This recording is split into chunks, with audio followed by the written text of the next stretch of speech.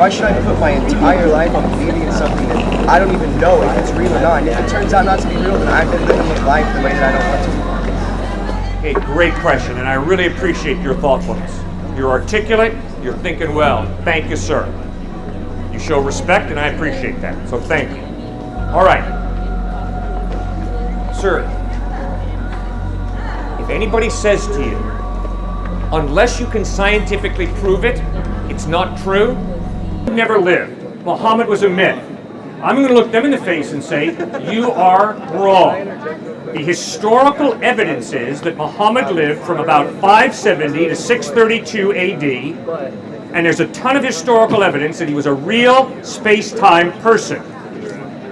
Anybody who says Muhammad never lived is smoking something I don't want to smoke. Okay? Similarly, anybody who says Jesus Christ never lived, they are wrong. The historical evidence is Jesus Christ lived. Anybody who says Siddhartha Gautama Buddha never lived is wrong. Siddhartha Gautama Buddha is a real space-time human being. So are you basing it off of you being a space-time being for it to be truthful? No. Okay. What I'm saying is, when you read the Gospels of Matthew, Mark, Luke, and John, you are confronted by a historical claim that God has stepped into space and time, into human history, in the person of Jesus Christ. That's a claim. Now, what you and I have to figure out is that a bogus claim, or is there evidence to support that claim? Has there been other claims made? All right? Is that for us to have historical evidence, are you saying it has to be the time-space being for it to be true? Like, what exactly makes it historical evidence then? Good.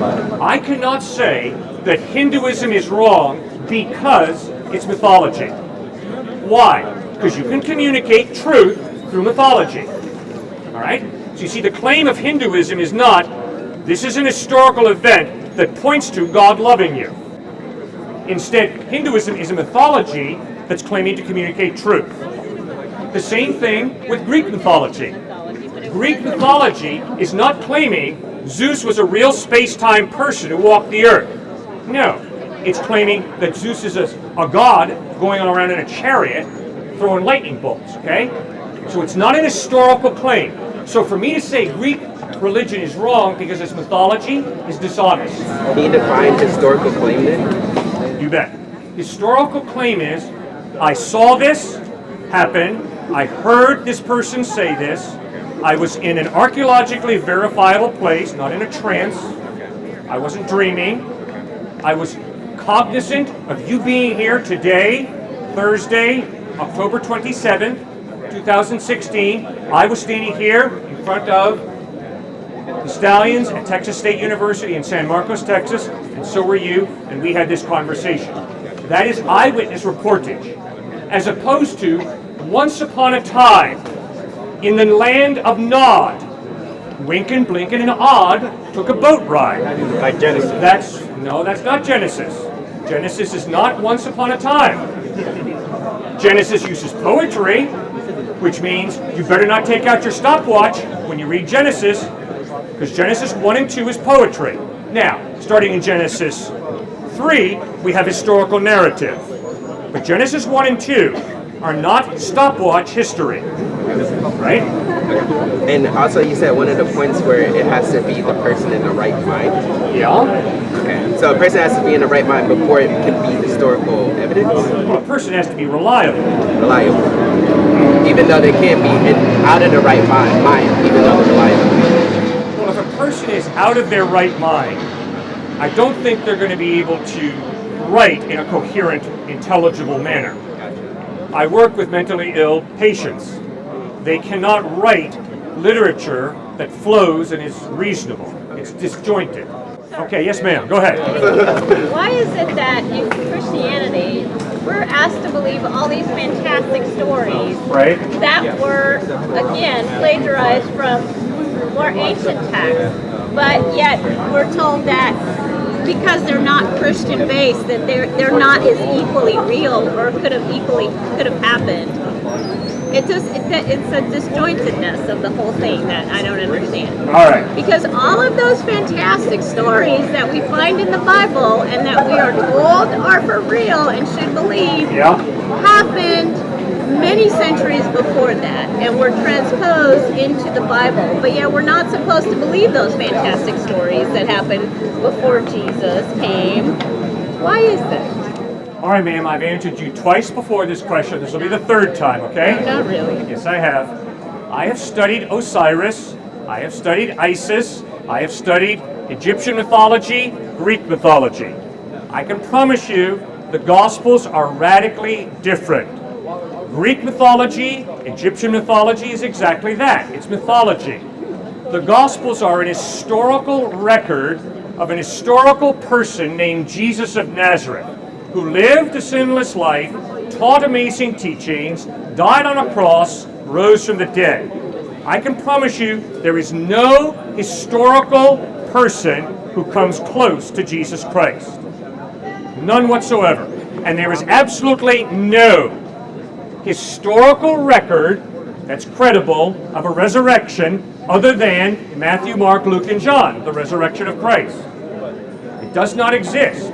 When you study the resurrection of Osiris, it's not historical. It's not even claiming to be historical. Osiris is cut up into 14 pieces, which are scattered. Isis goes around, finds 13 of the 14 cut up pieces of Osiris, puts them back together, and Osiris comes back to life. But where is he living? In the underworld, ma'am, not space-time. He's living in the underworld. So all you got to do is read Egyptian mythology for yourself, and you begin to realize the resurrection of Christ, which is a space-time historical event, is radically different from this resuscitation of Osiris in Egyptian mythology.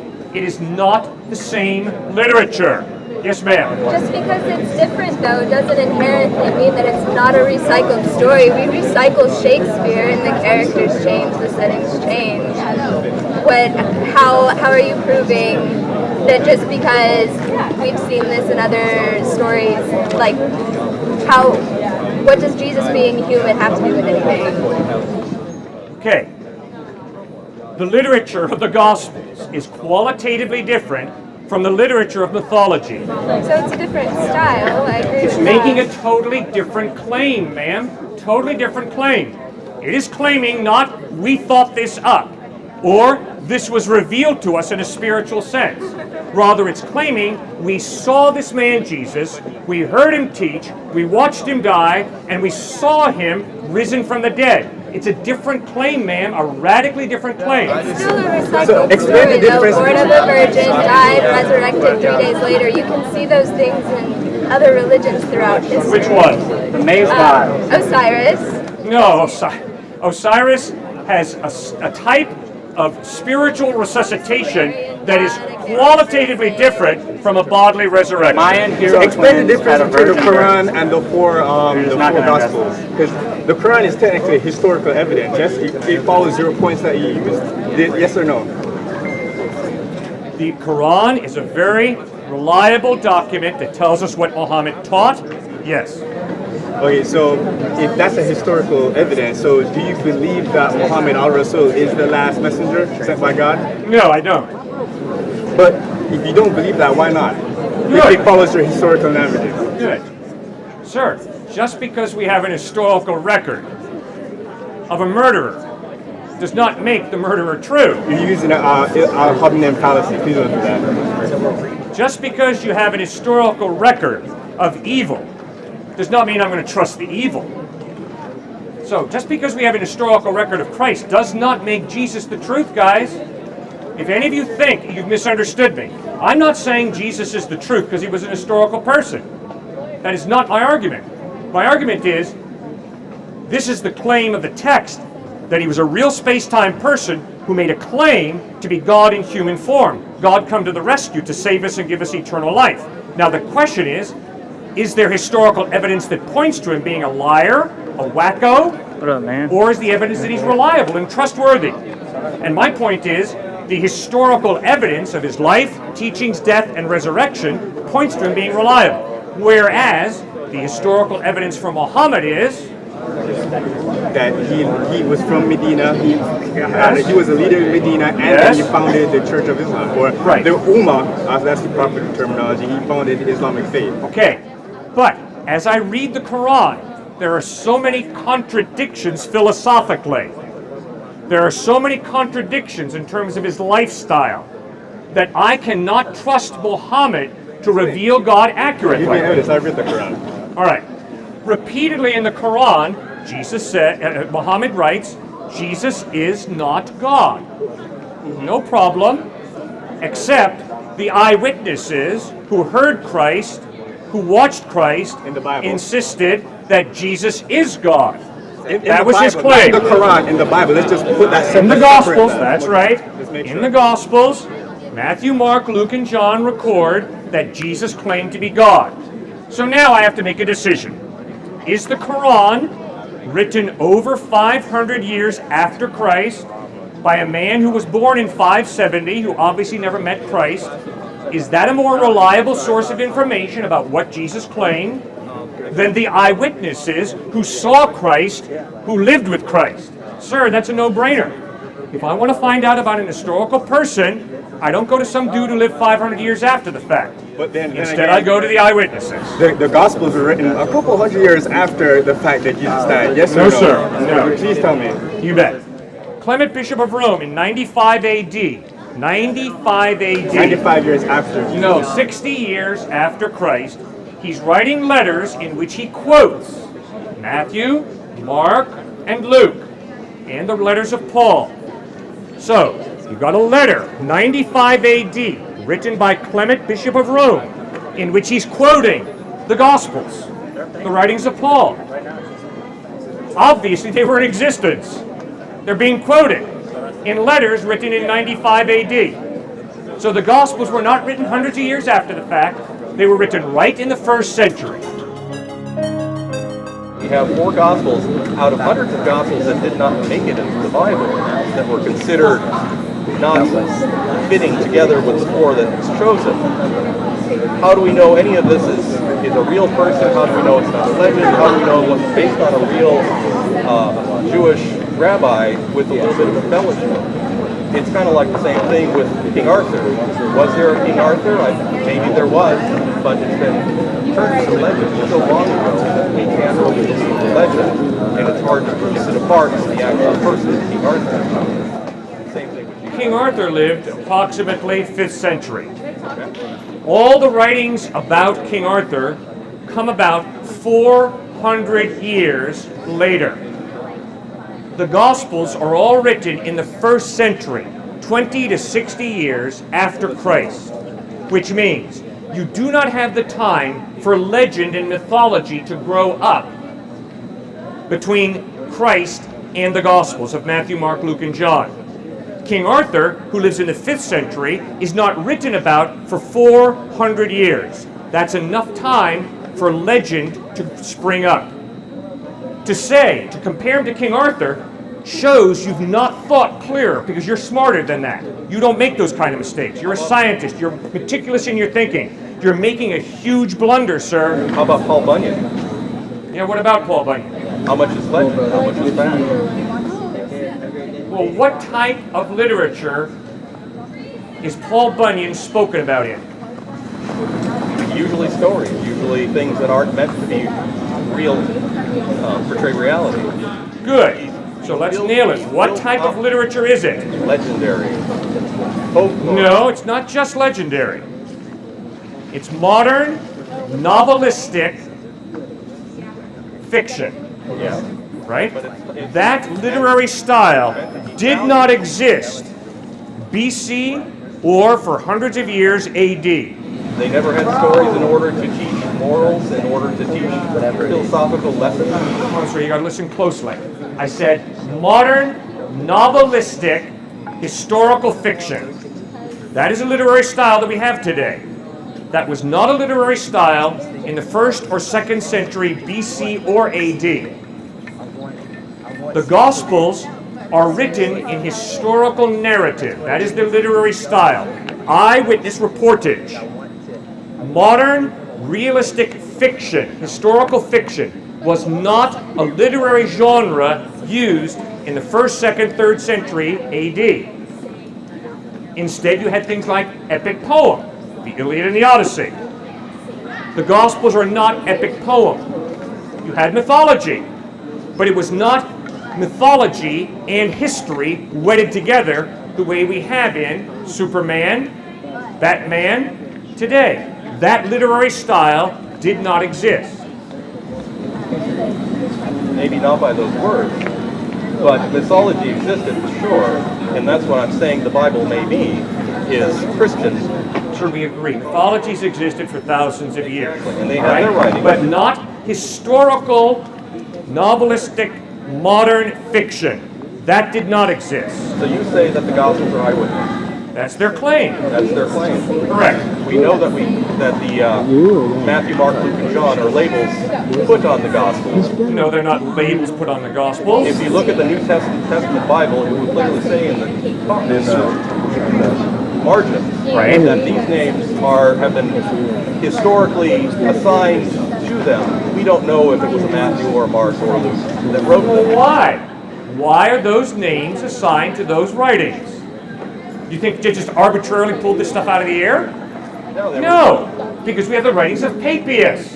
We have the writings of Clement, Bishop of Rome, in 95 AD. We have the writings of Ignatius, Bishop of Antioch, in 115 AD, in which they talk about the Gospel of Matthew and Mark and Luke and John.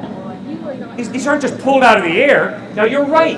You're right in making a point that the original autographs, the original manuscripts, did not have at the beginning the Gospel of Matthew, the Gospel of Mark, the Gospel of Luke. That was not there. Instead, you just had the Gospel. But it was known broadly by the eyewitnesses and by those who listened to the eyewitnesses that Matthew wrote Matthew, Mark wrote Mark, Luke wrote Luke, and John wrote John. And so later on, after the eyewitnesses begin to die off, they do attach the Gospel of Matthew at the top of the manuscript, okay? But you're right, we can't prove it that Matthew wrote Matthew, but the evidence is Matthew wrote Matthew. So Matthew was hearsay based on verbal accounts, and then they wrote it down on the one. No, not hearsay.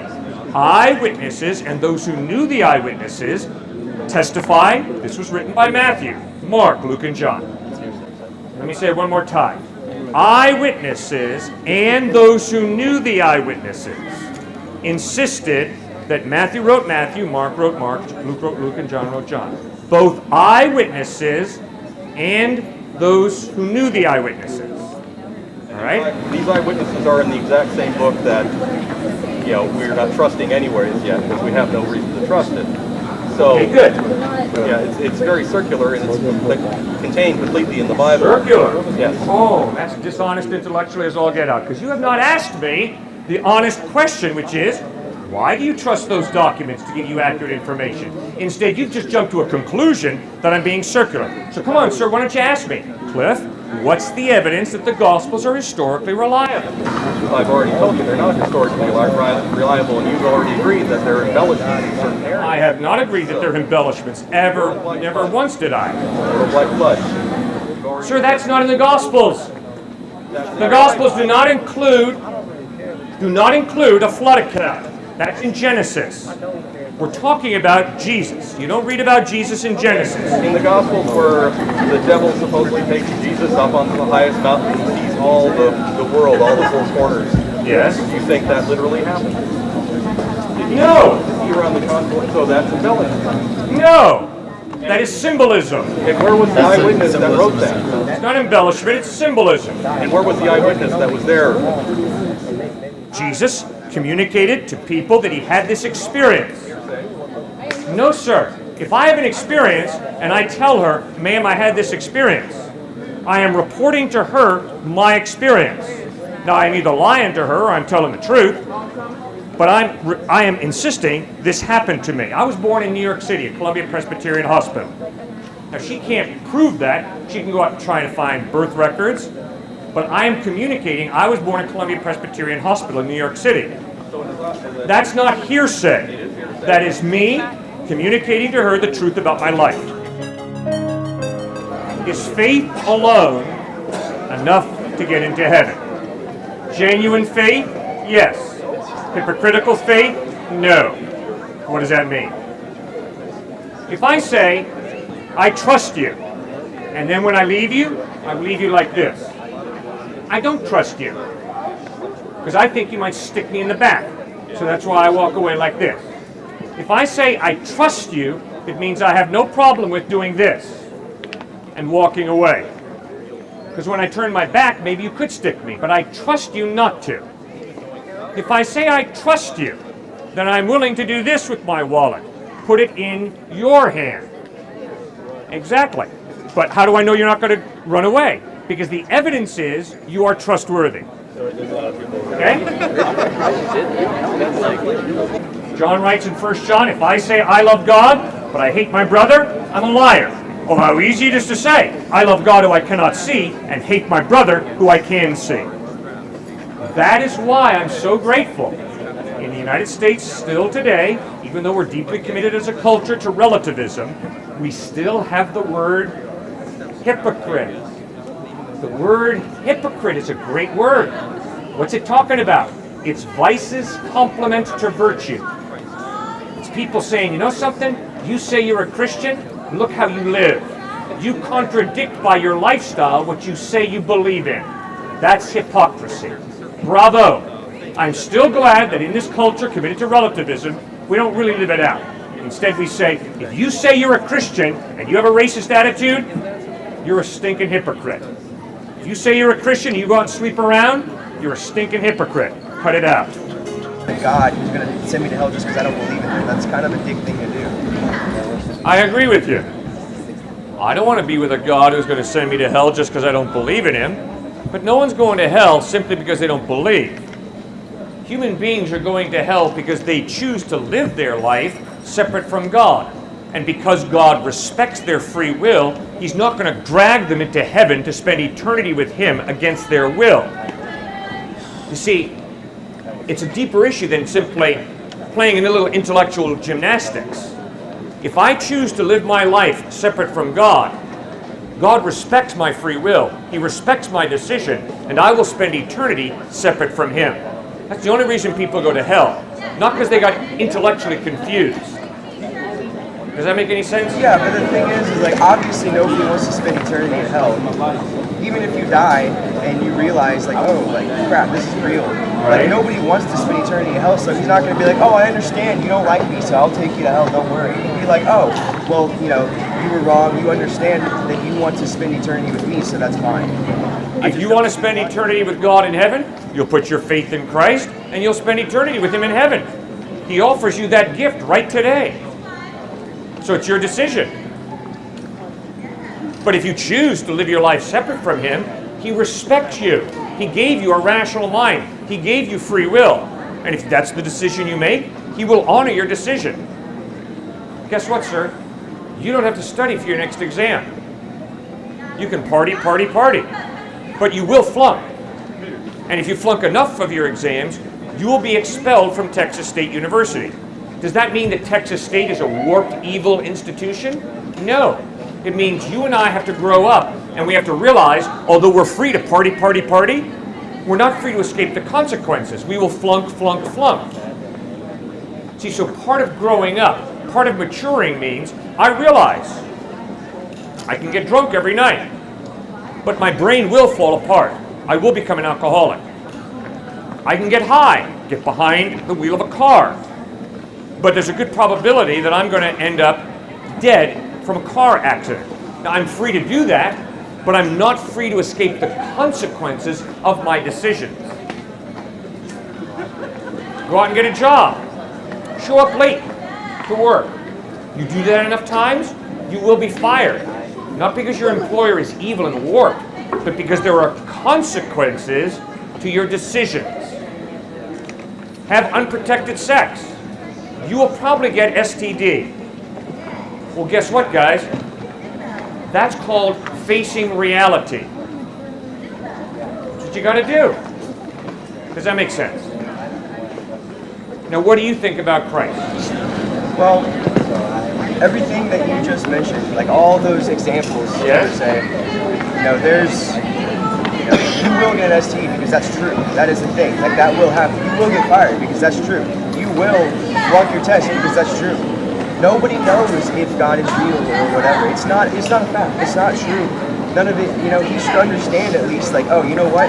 You're on Earth and there's a lot of crap going on down there that there's no scientific evidence for this or that or this or that. You have free will. Like, I understand it's weird. It's hard to, put your entire life into something that you're not even sure is real. Why should I put my entire life on believing in something that I don't even know if it's real or not? And if it turns out not to be real, then I've been living life the way that I don't want to. Okay, great question, and I really appreciate your thoughtfulness. You're articulate, you're thinking well. Thank you, sir. You show respect, and I appreciate that, so thank you. All right. Sir,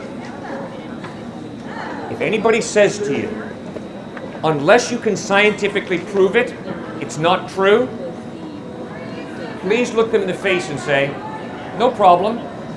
Just please scientifically prove to me that unless I can scientifically prove something, it's not true. You see, sir, it's a lie. It's a total lie if anybody says, unless you can scientifically prove something, it's not true. Why? Because that's a philosophy. The statement, unless you can scientifically prove something, it's not true, is not science.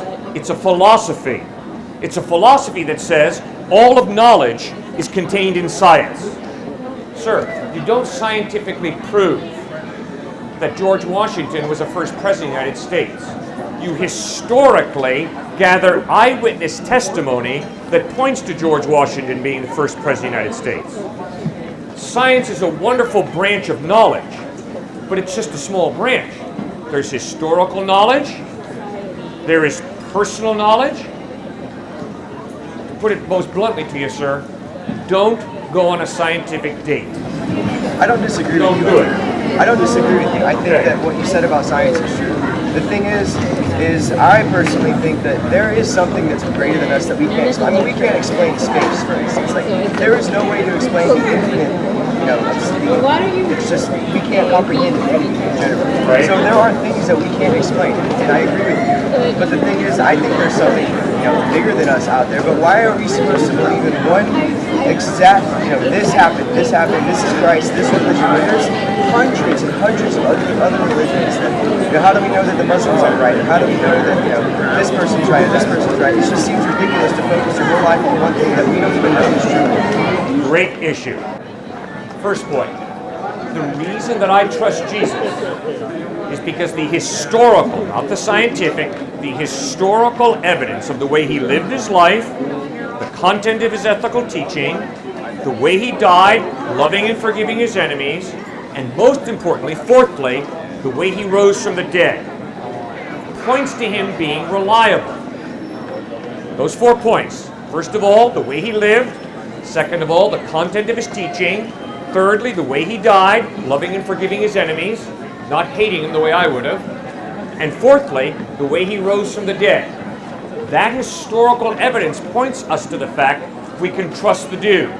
He's not a con artist. He's not a charlatan. He's not out to rip us off.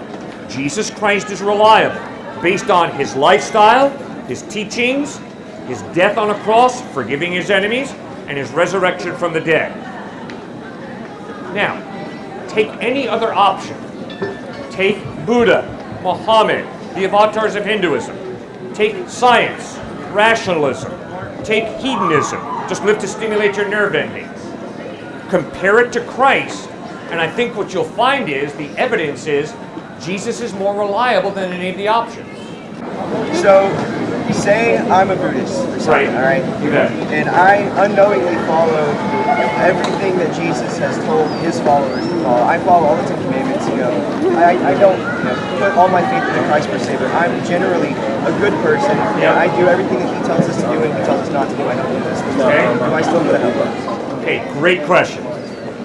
Sir, I've been speaking on university campuses now for 30 plus years, before you were born. I have never met one person who can honestly say, I have never sinned. Pardon me, there was one student at MIT up in Cambridge, Massachusetts. Real smart. In a lounge, this MIT student said, I've never sinned. All of his classmates burst into laughter. You see, sir, we all know Because we have consciences. Every atheist has a conscience. Every agnostic has a conscience. Every Buddhist, Christian, Hindu has a conscience. We all know that we have fallen short of moral goodness. Pure moral goodness. I certainly have. No, I've never brought a whip down in the back of a black slave. But I've had racist attitudes. No, I've never raped a woman, not even date rape. But I have lusted. No, I've never stolen money out of a bank. But I have been greedy. I'm not this great person I wish you all would believe that I am. I am a dirty, rotten sinner. That is why I need the grace of God, the forgiveness of God. Well, is God interested in forgiving me? Yes, Jesus Christ said. And the way that God forgives us is through Christ's death on a cross. Trying to get through here. All right, could you all move in a little closer? Thank you. You bet. No problem. Have a great day. Thank you. All right. So, Christ claimed that he bled and died on the cross to pay the penalty for my sin. Now, here's my problem with that. My problem with that is, I don't want you to know, and I don't want to acknowledge that I got a problem with evil. Murderers, rapists, they got a problem with evil. The KKK, they got a problem with evil. But not me. I'm a great guy. Sir, I'm lying to you. Although at times I do good, this way I'm sure you do good at times, I at times do what I know is wrong. And I experience guilt. Well, guilt, according to Christ, is God's alarm system. Wake up and smell the coffee, Cliff. You've blown it. And Christ offers me God's grace, his forgiveness. Now let me give you a quick story to illustrate this. Italian truck driver loves to visit brothels. So do his fellow friends who are Italian truck drivers. One day an Italian truck driver says to this guy, "Hey bud, there's a really, really good prostitute. And she lives in this brothel." And this first Italian truck driver says, "Well, wait a second, that brothel's pretty close to my home. But I'm going to go there one day anyway, secretively." So he goes to that brothel. He asks for this woman that his buddy, the truck driver, tells him is a really good prostitute. He asks for her, and he waits in the room for her to come. The door opens, and in walks his wife. Now, he almost kills her physically. He has to be restrained. But notice what's happening. Notice the duplicity. Notice the self-deception of the truck driver.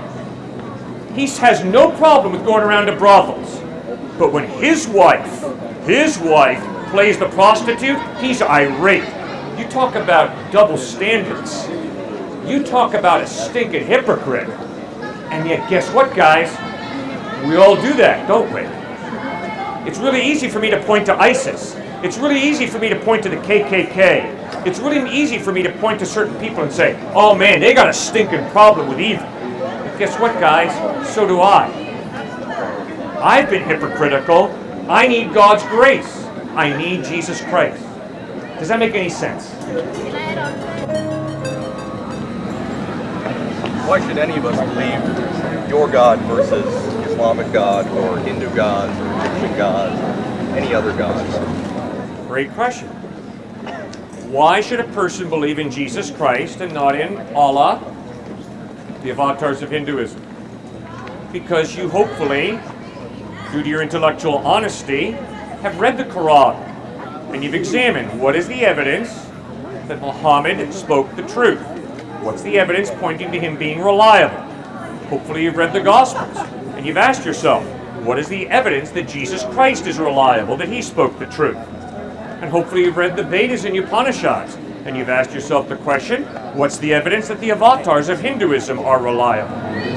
As compared to what? History? Your own personal feelings about it? Or how do you compare it to reality or truth? Good. The way that I determine whether something is true is two ways. First of all, I use my rational mind to examine trustworthiness. And secondly, I look at my experience of life and ask myself, does what this is teaching square with my experience of reality? Have you ever seen a talking donkey or a talking snake? No, I have never seen a talking donkey or a talking snake. So why do you consider the Bible reliable when they both reference both of those talking creatures? You bet.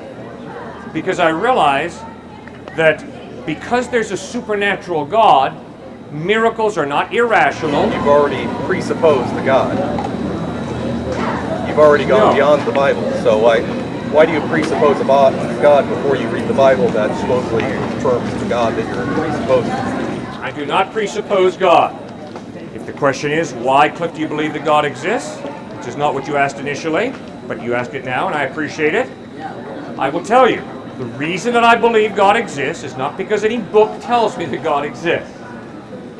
The reason I believe God exists is, first of all, order and design point to an intelligent designer. A shirt points to a tailor. A car points to a mechanic. A basketball team points to an intelligent player and coach who've put together rules to play a game, and they play it well. A piece of art points to an artist. If I prepare a delicious meal, put it before this man, and then say, there is no cook, that is stupidity. A delicious meal points to a chef. You never once get order and design by accident. So, the reason that I believe God exists is because when I study the human eye, the amazing intricate design and order, when I study the laws of nature, the amazing order, I have to conclude there's some type of intelligent mind, some type of God. You don't get that kind of order by chance. Really? Have you ever seen layers of rocks? Yeah. Was that put there on purpose, or was that by natural method? By a process.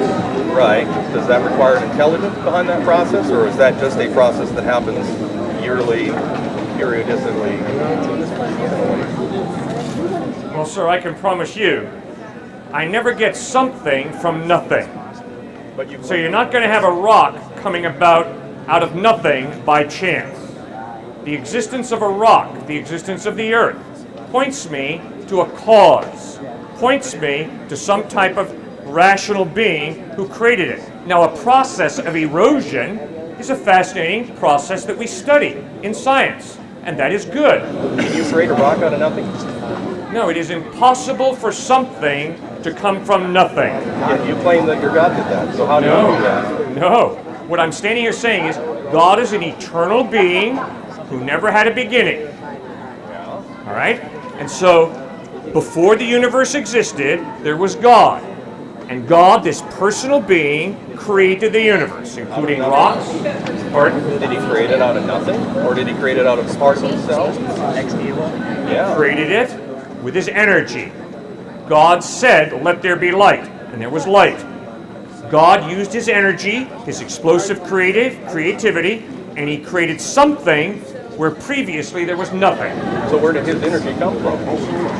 His being, he is an eternal being, without beginning, without end. His energy came from his being. That's who he is. That's specifically a Christian ideology, but it's Judeo-Christian. And Muslim. Sure, and Muslim too. And Muslim. But you're still saying that if you make an exception for this, your hypothesis that a God existed in perpetuity, why couldn't the universe in some fashion or other exist in the same eternal sense? You bet. Because of the Big Bang Theory. And that only talks about our universe, not before the universe or what preceded or what coincided. But at this point, the overwhelming evidence is there are no oscillating universes. Before the Big Bang, there was nothing. Then the Big Bang occurred, which means the universe is not eternal. That's not the Big Bang Theory. Yes, it is. No, it is not. You can talk to a physicist. The Big Bang Theory happens a moment after the beginning, because that's all that our science can go back to, is basically the Planck time after the initial spark, if you want to call it that. The Big Bang only talks about 10 to the minus 44 seconds onward. The Big Bang and before is purely speculation. That's not part of the Big Bang Theory. That's like when you're saying that evolution says that life comes from non-life. Again, the beginning of life is not part of evolution. That's abiogenesis, which is just speculative hypothesis at this point. Arno Penzias got a Nobel Prize because he discovered the Big Bang. I can promise you it's real clear that before the Big Bang, there was essentially nothing. Arno Penzias in the 60s got a Nobel Prize for it. Now, you can conjecture about what was around before the Big Bang, but there's no evidence that there was anything before the Big Bang. The Big Bang is the beginning of the universe. Everything that has a beginning has a cause. The universe has a beginning, therefore the universe has a cause. Radioactive decay has a cause? Everything that has a beginning has a cause. The universe has a beginning, therefore the universe has a cause. It's that simple. Have you ever seen something begin? Yes, I've seen something begin. Like what? Like the beginning of knitting together a shirt. But that came from fabric. That's just the assembly of fabric. Yes. You're talking about an entirely different concept. You're talking about something coming from nothing becoming something. That is not taking something and refashioning it into something else. Right. All of our experiences are just remanufacturing the molecules that are here, or energy, not coming from nothing. So how can you extend this concept of nothing comes, you can't get something from nothing and bring it back? It's impossible to get something from nothing. Out of the Bible. Yes. Sir, the Apocrypha was not in the Bible until the 1500s, when in response to the Protestant Reformation, the Catholic Church at the Council of Trent in the early 1500s added the Apocrypha, the intertestamental series of books, including 1st and 2nd Maccabees and Judith, to the Bible. And today, the Catholic Church accepts the Apocrypha and the Protestant Church does not. So, the Apocrypha was never pulled out of the original. The original did not include the Apocrypha. Why? Because the Apocrypha wasn't introduced into the Bible until the Council of Trent in the early 1500s. So, sir, why are you so tricky in giving me false information out here? So it's changed twice, is what you're saying? No. And if we go back further, we can go back to the Marconian or Marcionian Bible, which didn't have any of the Old Testament and only had one gospel. We can also go to the Constantinople Bible, which had different passages in it as well. I see a document that's changing with the times. Well, of course. You have people today saying the Bible says that the Republican Party is God's party. That doesn't mean the Bible says that. And yes, Marcion had a real problem with anti-Semitic feelings, and therefore Marcion, who you're referring to, cut out all of writings by Jews. Therefore, he only accepted the Gospel of Luke, because Luke was a Gentile. It wasn't Gospel of Luke, it was similar to the Gospel of Luke. No, it was the Gospel of Luke that he accepted because it was written by a Gentile. So yes, sir, you also had the Gnostic Gospels in the 2nd and 3rd and 4th century AD, and the reason that the Universal Church rejected the Gnostic Gospels is because they were based on Gnostic philosophy. But I can promise you, sir, the 27 New Testament books haven't been tampered with. They were put together over a period of time. The Shepherd of Hermas was seriously considered to be, maybe we should include it. You know how the Gospel of Mark has changed over time? Yeah, I know that the Gospel of Mark has not changed over time other than what's already in the footnotes. Like at the end of the Gospel of Mark, Mark 16, it's clearly noted this end of Mark 16 is not in the earliest Greek manuscripts. Right. Instead, it was added at a later date. That is right there in the footnotes, in the NIV, in the Revised Standard Version. So there's no hanky-panky, there's no cover-up. Guess what? You take the end of Mark 16 out of the New Testament, you have nothing changed. You still have Christ crucified and Christ risen from the dead. You have an empty grave is all you have, because it ends at the empty grave and the women running off and telling no one, and then that's where Mark ended.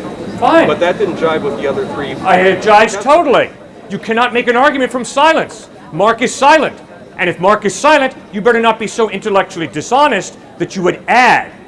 If I say something and you say, Cliff says, you quote me, and then you add to what I say, that's dishonest. The addition was dishonest to Mark. No, Where did it come from? you don't know that. You don't know it wasn't. That's right.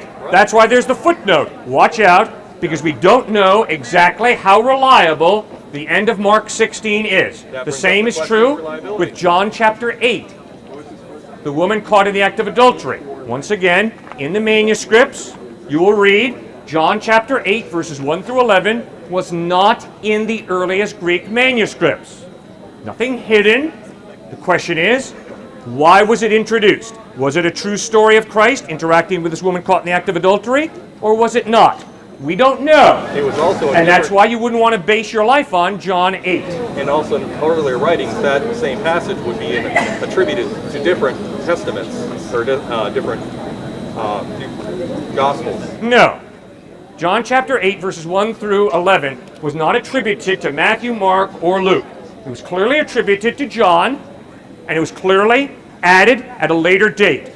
So that is why, right in the footnotes, there's a note, John chapter 8 is not in the earliest Greek manuscripts. Sir, the manuscript evidence for the New Testament is superior to any document from antiquity.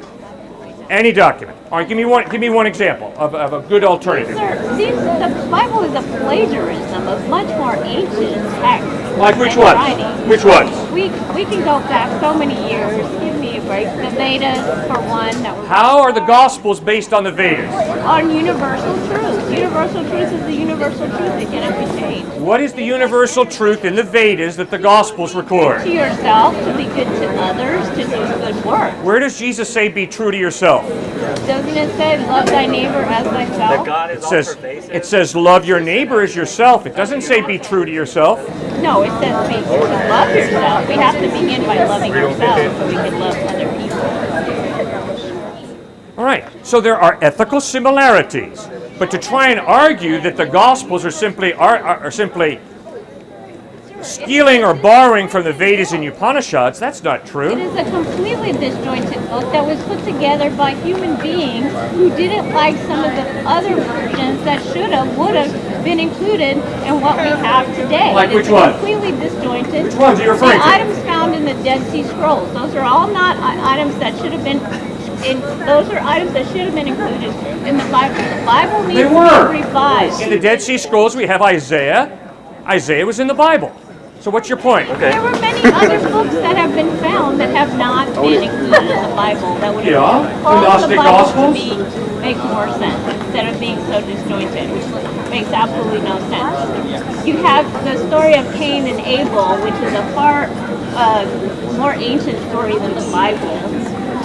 I don't It's in the Bible. It's not more ancient than the Bible. It's in the Bible. Mary Magdalene was the first. Not those names are ancient. Those names are not ancient, but certainly by another name they are more ancient.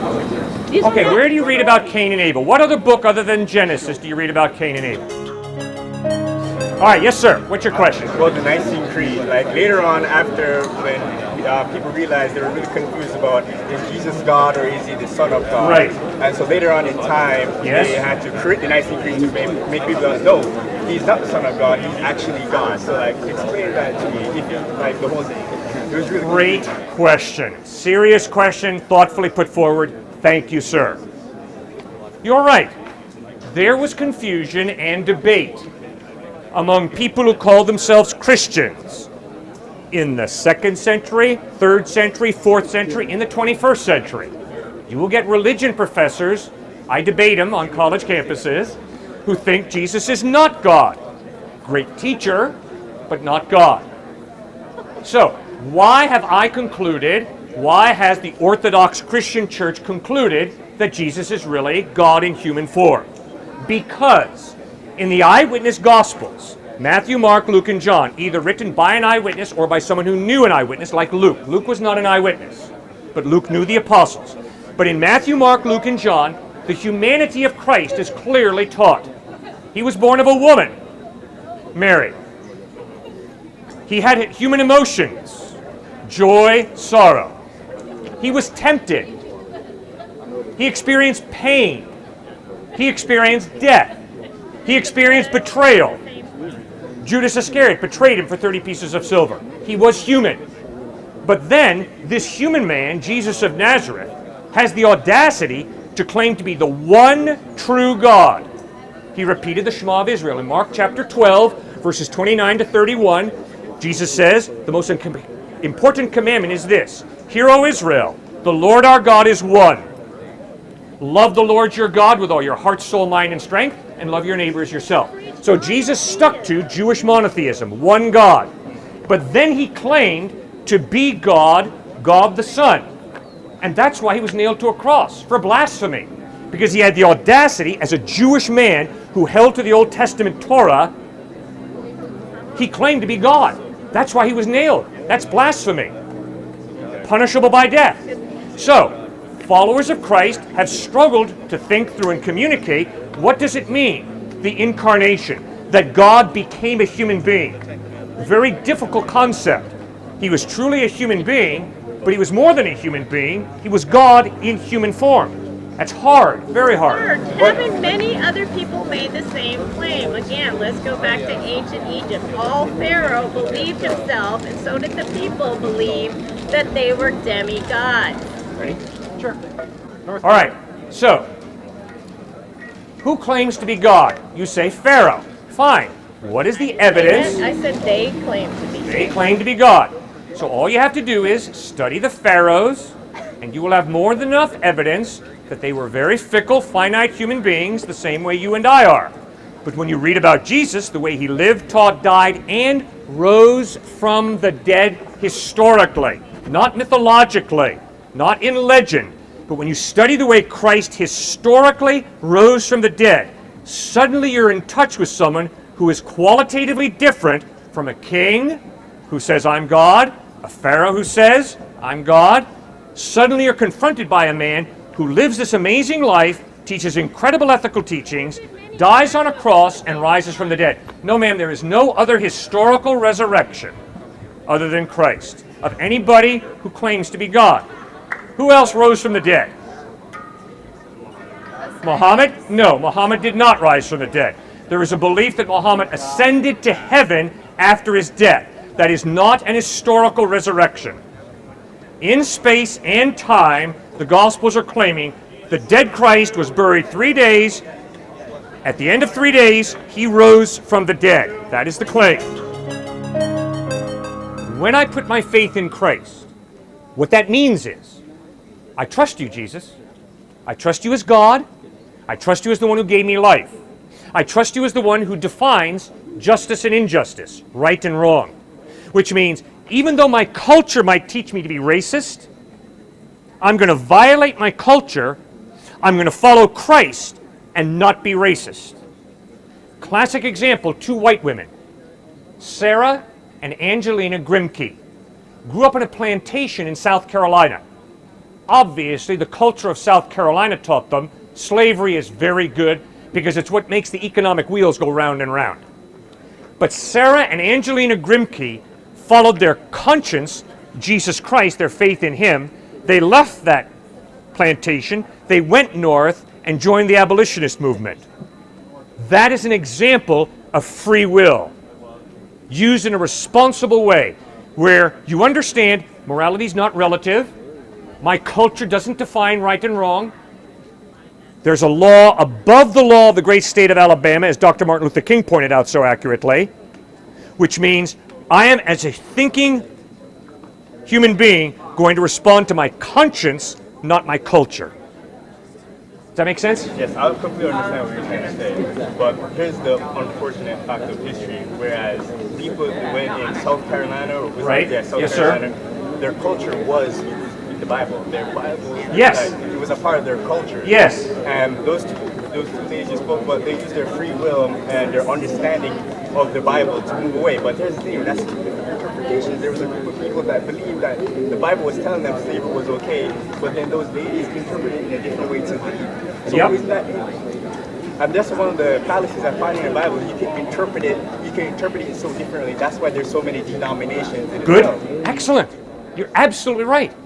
But sir, just because I can misinterpret you, does that mean there's not an accurate interpretation of what you've said? For instance, if I go over to my wife and point to you and say, you know, this guy was very disrespectful of me, that's a wrong interpretation. Because in reality, sir, you've been incredibly respectful of me. Now, if I misinterpret you and go over to my wife and say, oh, this guy, man, he just dumped on me, I am wrong. That's an inaccurate interpretation. Right? Yes. Okay. But you use that interpretation to tell your wife, and then your wife is going to tell other people. It's like that interpretation is going to spread. That's right. That's how that was the basis. You bet. Okay. But you see, wait a second. But wait a second. There is a right answer. You have been respectful of me. It is a lie for me to say that you've been disrespectful of me. It is the truth to say you've been incredibly respectful of me, and I thank you for it. Now, there's been some other turkeys who've gone through here the past 4 days who've been quite disrespectful of me, all right? But not you. So you see, you've got to learn to interpret right. You are responsible to interpret correctly. Using that example, wouldn't that be hard to like say that person that thought he was disrespectful, even though he was, what would make that person not able to tell many more people rather than the right person who thought he was like that other person could have been the one that spread it. You don't know. Yep. That's right. That was my point. That's the whole idea of the different denominations in Christianity. So there has to be one, according to your logic, there has to be one right. But which one is the right one? No. Wait a second. There doesn't have to be just one right, but if two things contradict each other, they're either both wrong or one of them's right. You can't have two contradictory ideas both being right. Okay? So, the KKK, Dr. Martin Luther King. They cannot both be right. I agree. All right? So then the question is Dr. Martin Luther King right? Is the KKK wrong when it comes to the issue of African Americans? Now, the fact that the KKK tries to use the Bible, the fact that Dr. Martin Luther King obviously used the Bible, helps us. Because now we can go to the Bible to find out who's being consistent with what the Bible teaches. And you don't have to have a PhD in New Testament to read the Gospels about Jesus and figure out, man, the KKK twisted the living daylights, misinterpreted totally the Gospels. And Dr. Martin Luther King, with his peaceful resistance against racism, wow, he hit it out of the ballpark. That's why we respect him as highly as we do. Using the same example, since there are technically you telling everyone's interpretation of what he was saying or how he is would be different denominations in theory. Like if we're using this example, that would be different denominations. How do you know which denomination was right if one, that you have to understand that the person that's right has to be able to influence everyone else that this is right.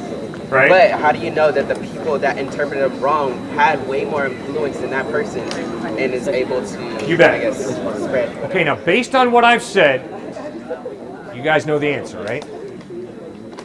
It's a great question you asked, yes sir. But based on what I've said, how do you determine whether a church, whatever the church is, exactly, the Gospels.